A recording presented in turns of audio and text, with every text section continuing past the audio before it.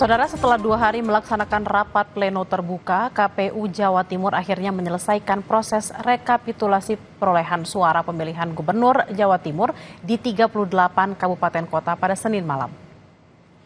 Dalam rekapitulasi, KPU Jawa Timur mengumumkan pasangan calon nomor urut 2 Khofifah Indar Parawansa Emil Elestianto Dardak meraih suara terbanyak 12,1 juta suara. Sedangkan pasangan Lulu Lukman meraih 1,7 juta suara dan pasangan Risma Gus Hans memperoleh 6,7 juta suara. KPU Jatim memberikan batas waktu selama 3 hari kepada para paslon sejak penetapan rekapitulasi suara jika ingin mengajukan gugatan ke Mahkamah Konstitusi terkait proses pilkada.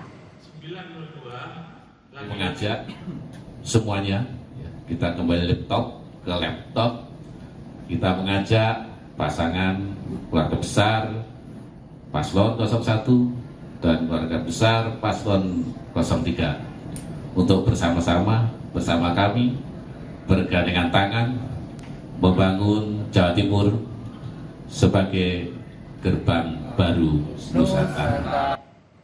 Sementara itu, saudara, saksi pasangan calon gubernur dan wakil gubernur Jawa Timur nomor urut 3, Tri Risma Hari dan Gus Hans menolak menandatangani berita acara rekapitulasi perolehan suara.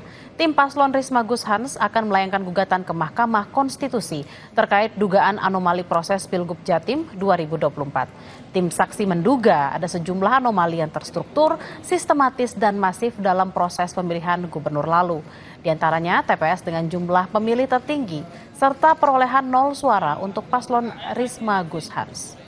Maka kalau penyelenggaraannya itu kemudian tidak ideal, penyelenggaraannya itu kemudian tidak memenuhi standar demokrasi sebagaimana yang diajarkan oleh para pendiri bangsa, maka persoalan ini tidak boleh didiamkan, karena mendiamkan adalah sama dengan membenarkannya, membenarkan adalah sama dengan melakukannya. Dan kami di Paslon 03 dalam hal ini PDI Perjuangan akan mengambil posisi untuk hadap-hadapan vis-a-vis untuk menguji temuan-temuan itu yang kemudian menjadi anomali Pilgub Jawa Timur. Pihak yang merasa keberatan terhadap hasil yang sudah kami tetapkan pada malam hari ini beri ruang selama 3 hari sejak kami menandatangani surat keputusan tersebut untuk mengajukan perselisihan hasil, dan lembaga peradilan yang diberi kewenangan untuk menyelesaikan perselisihan hasil tersebut adalah Mahkamah Konstitusi.